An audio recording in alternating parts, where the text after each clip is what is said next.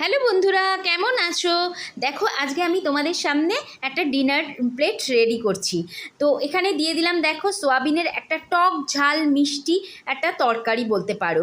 তো এটা অনেকটা না চাইনিজ মতে আমি রান্না করেছি। দেখো প্রথমেই আমি সোয়াবিনগুলোকে মানে বয়েল করে জল চিপে নিলাম। এবার কড়াইয়ের মধ্যে অল্প একটু পেঁয়াজ ডাইস করে কাটা, দেখো চৌকো চৌকো করে কাটা পেঁয়াজ আর লঙ্কা আমি দিয়ে দিলাম।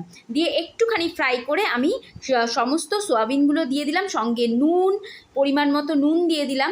এরপরে আমি একটা পেস্ট রেডি করেছি, যেটা হচ্ছে দেখো লঙ্কার একটুখানি কাশ্মীরি লঙ্কার গুঁড়ো দিয়েছি, আর এর সঙ্গে হচ্ছে পেঁয়াজ না, রসুন আর দুটো টমেটো দিয়ে বেটে রেখেছি, টমেটো এবং কাঁচা লঙ্কা দিয়ে বেটে রেখেছি। এবং একটা দেখো হাফ লেবু আমি এর মধ্যে চিপে দিয়ে দিলাম এই মশলাটার মধ্যে।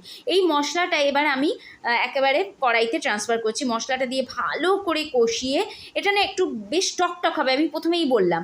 আর এর মধ্যে একটু টকও হবে, সুইট হবে এবং সাওয়ার হবে, এই জন্য একটুখানি বেশি করেই চিনি দিয়ে দিলাম আমি। তারপরে আমি এটার মধ্যে দেখো একটু গোলমরিচের গুঁড়ো দিয়ে দিলাম। তো এরপরে আমি খুব ভালোভাবে কষাতে থাকবো। কষানোর পর আমি একটু কর্নফ্লাওয়ার গোলা জল, দেখো এইটুখানি আমি কর্নফ্লাওয়ার গোলা জল দিয়ে দিলাম। তোমরা ময়দা গোলা জলও দিলেও একই সেমই রেজাল্ট পাবে। তো এইভাবে আমি খুব কষিয়ে এইরকম একটা দেখো মাখা মাখা সোয়াবিনের টকঝাল মিষ্টি রেসিপি তৈরি করলাম। লাস্টে একটু লেবু দিয়ে দিলাম, আবার একটু লেবু দিয়ে দিলাম, এতে না টেস্টটা হেভি এনহান্স হয়। তো এটাই ছিল আজকে আমাদের ডিনারের প্লেটের মেন অ্যাট্রাকশন। সঙ্গে একটু কুমড়ো আর বেগুনের তরকারি দিয়ে দিলাম আর রুটি। আজকের মতো এইটুকানি, আসি, টাটা।